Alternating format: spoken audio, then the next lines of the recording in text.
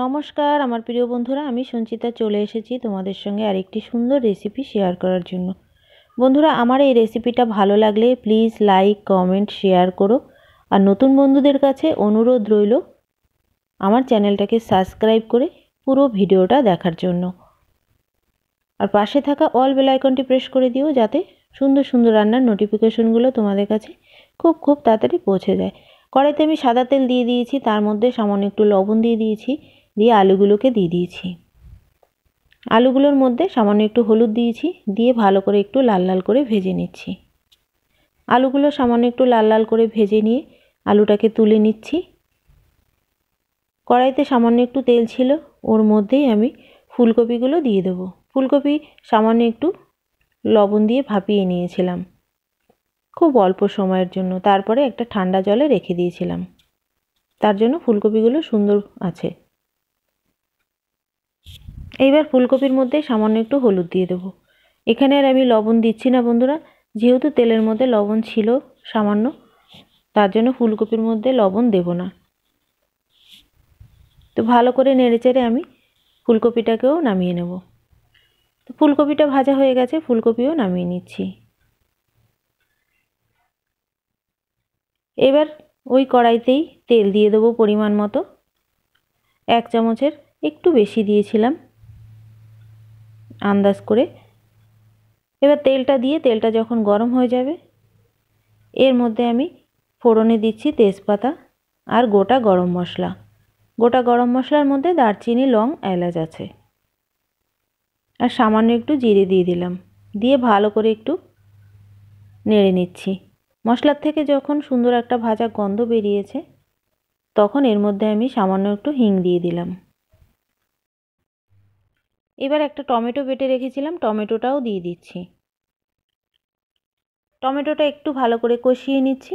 তারপরে 4 মগজ বেটে রেখেছিলাম, 4 মগজও দিয়ে দিলাম। 4 মগজ দিয়ে ভালো করে একটু নেড়েচেড়ে মিশিয়ে নিচ্ছি। 4 মগজটা যখন একটু কষানো হয়ে গেছে, তখন 2 চামচের মতো দই একটু জল দিয়ে ফেটিয়ে নিয়েছি, সেটা দিয়ে দিচ্ছি। সেটা দিয়েও আস্তে আস্তে করে ভালো করে কষিয়ে নেব। এই সময় গ্যাসটা লো টু মিডিয়ামে থাকবে। এইবার কষানো প্রায় হয়ে গেছে, একে একে আমি মশলাগুলো দিয়ে দিচ্ছি। 1 চামচ হলুদ গুঁড়ো দিয়ে দিলাম, 1 চামচ ধনিয়া গুঁড়ো দিলাম, 1 চামচ আমি জিরে গুঁড়ো দিয়েছি, 1 চামচ কাশ্মীরি লঙ্কার গুঁড়ো দিয়েছি, আর পরিমাণ মতো লবণ দিয়ে দিচ্ছি। আর বন্ধুরা, সামান্য একটু লাল লঙ্কার গুঁড়ো দিয়ে দিয়েছি। দিয়ে ভালো করে মশলাটাকে মিশিয়ে আস্তে আস্তে করে কষিয়ে নেব।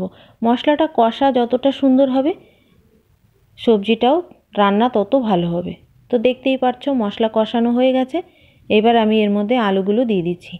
আলু দিয়ে মশলাটা আবারও ভালো করে একটু কষিয়ে নেব।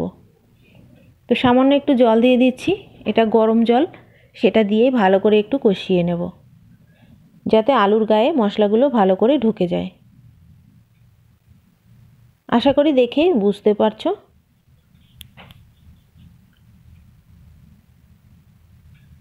তো এইভাবে আস্তে আস্তে আলুটাকেও একটু কষিয়ে নিচ্ছি।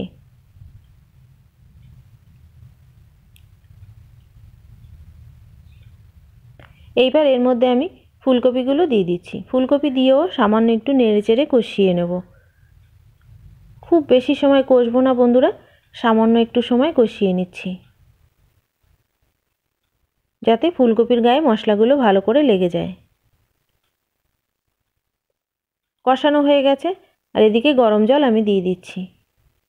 ঝোলটা যে যেমন খাবে সেই বুঝেই দিতে পারো। আমি একটু ঝোল ঝোল রেখেছিলাম, খুব বেশি মাখো মাখো করিনি, যেহেতু দুপুরবেলা এটা ভাতের সঙ্গে খেতে হবে, তার জন্য একটু ঝোল ঝোল রেখেছিলাম। রুটি বা পরোটার সঙ্গে খেলে একটু কম ঝোল রাখলেও চলবে। তো জলটা আমি পরিমাণ মতো দিয়ে দিয়েছি। এবার এইভাবেই রান্না করব 1 থেকে 2 মিনিট। যেহেতু বন্ধুরা আলুগুলো কষতে কষতে গলে গেছে, ফুলকপিটাও প্রায় নরম হয়ে গেছে, তার জন্য খুব বেশি সময় লাগবে না। এবার লবণ একটু কম ছিল, লবণটাও আমি দিয়ে দিলাম।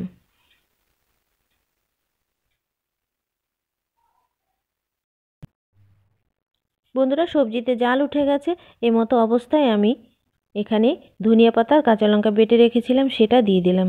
দিয়ে সামান্য একটু ঘি দিয়ে দিয়েছি আর গরম মশলা দিয়েছি, দিয়ে এটাকে ভালো করে মিশিয়ে নেব। তোমরা চাইলে এই মতো অবস্থায় সামান্য একটু চিনি দিতে পারো, আমি এখানে চিনিটা ব্যবহার করিনি কারণ আমাদের অনেকেই চিনি পছন্দ করে না, তার জন্যে। চিনি দিলে সবজির ব্যালেন্সটা আরও বেশি ভালো আসবে, আরও টেস্ট হবে। তো তোমরা চাইলে একটু চিনি দিয়ে নিতে পারো। তো সবজিটা একদম রেডি হয়ে গেছে, এবার গরম গরম ধোয়া ওটা ভাতের সঙ্গে দুপুরবেলা গরম গরম পরিবেশন করব। বন্ধুরা কেমন লাগলো রেসিপিটা প্লিজ কমেন্ট বক্সে জানাতে একদমই ভুলো না।